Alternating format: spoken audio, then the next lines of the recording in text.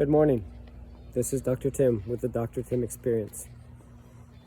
I wanted to share with you this morning a story of what led me to chiropractic. Some of you may have listened to my previous story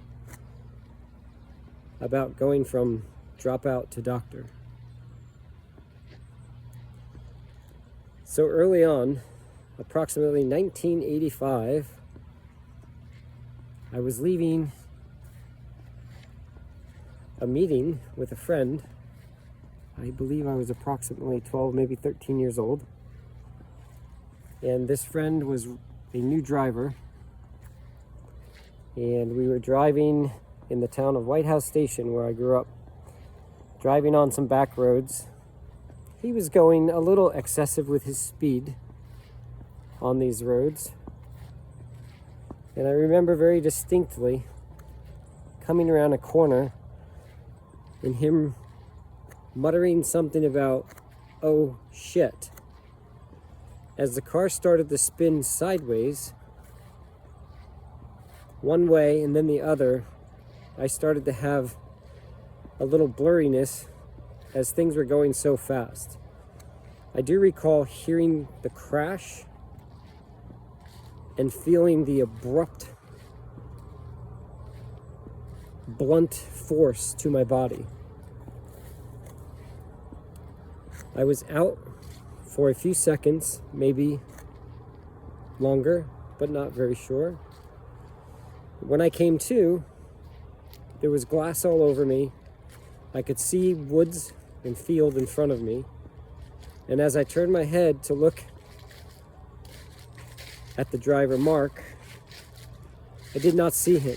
And what I did see was a tree within maybe 1.5 to 2 feet from me.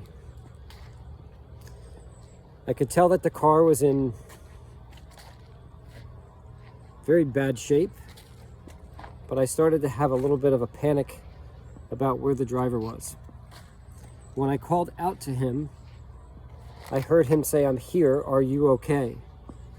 as he came to my side of the car.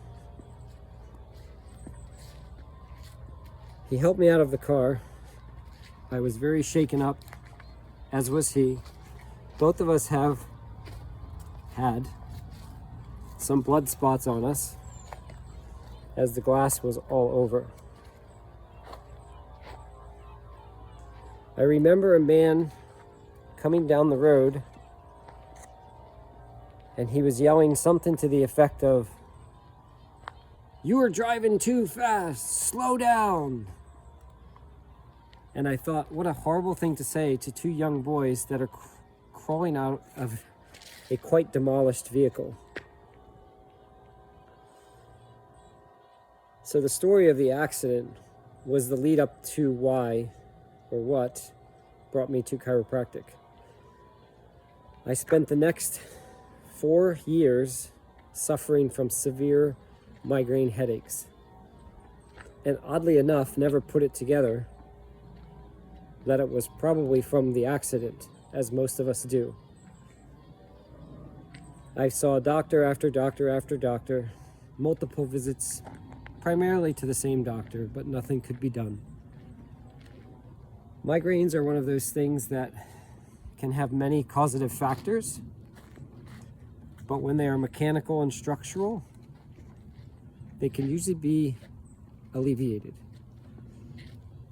After these years of suffering, taking ibuprofen, drinking lots of caffeine, taking lots of time away from school, which could lead to why I dropped out, spending days growing up in a dark bedroom trying to rest because I couldn't think, because the pressure in my head was so great. I felt like my head would explode. There were nights where I would wake up crying and just wishing them away. I would tell myself I would do anything for them to stop.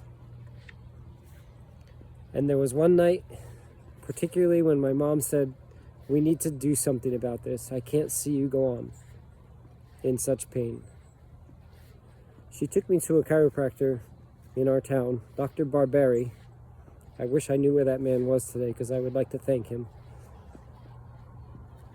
He worked on me multiple times.